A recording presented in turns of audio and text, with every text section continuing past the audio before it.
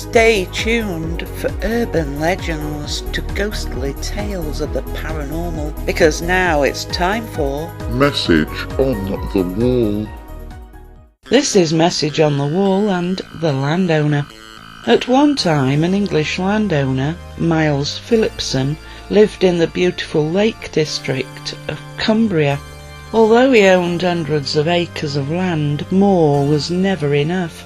In his restless search to add to his estates, he took a liking to a farm overlooking one of the lakes that belonged to Crayster and Dorothy Cook, and they had no intention of selling. Philipson wasn't the kind of man to take no for an answer, and so it came as a surprise when he invited the Cooks to spend Christmas at his home, and even more so when he presented them with a gift of a golden bowl. But the couple soon found the reason for his generosity when the very next morning soldiers came banging on their door and arrested them for stealing the bowl. You would expect the trial to be a foregone conclusion, a rich landowner accusing a couple of hard-working farmers of theft. But as a magistrate, Miles Philipson also happened to be the judge at their trial. When he sentenced the Cooks to hang, it was Dorothy who cursed him for his greed. "Look out for yourself, you will never prosper. The time will come when you will own no land," she said. Philipson waved the couple away, and as they were being taken straight out to be hanged, Dorothy Cook added, "You will never be rid of us." Miles Philipson added the Cook's land to his own as he continued to work on his new home, Calgarth Hall.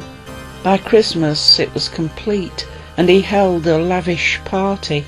All was going well with his guests enjoying themselves. That is until a scream rang out.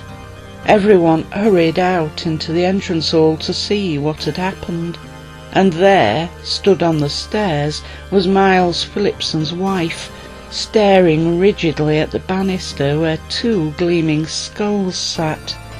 Philipson grabbed the skulls and threw them out into the courtyard, swearing to get revenge on whoever had played such a distasteful trick.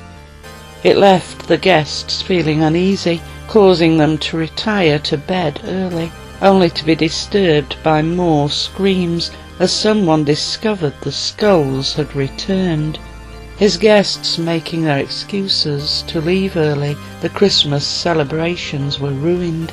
News soon spread of the skulls, along with the memory of the Cooks and Dorothy's curse. Philipson did all in his power to be rid of the two skulls, but each time they returned. His world began crumbling around him as people avoided doing business with a cursed man.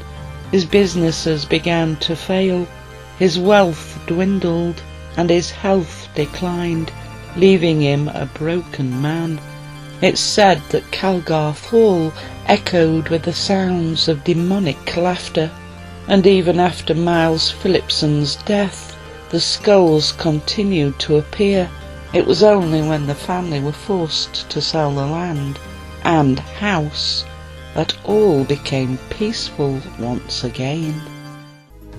You have been listening to Message on the Wall, brought to you in association with Paranormal Parodies. You can find Paranormal Parodies at paranormal-parodies.com.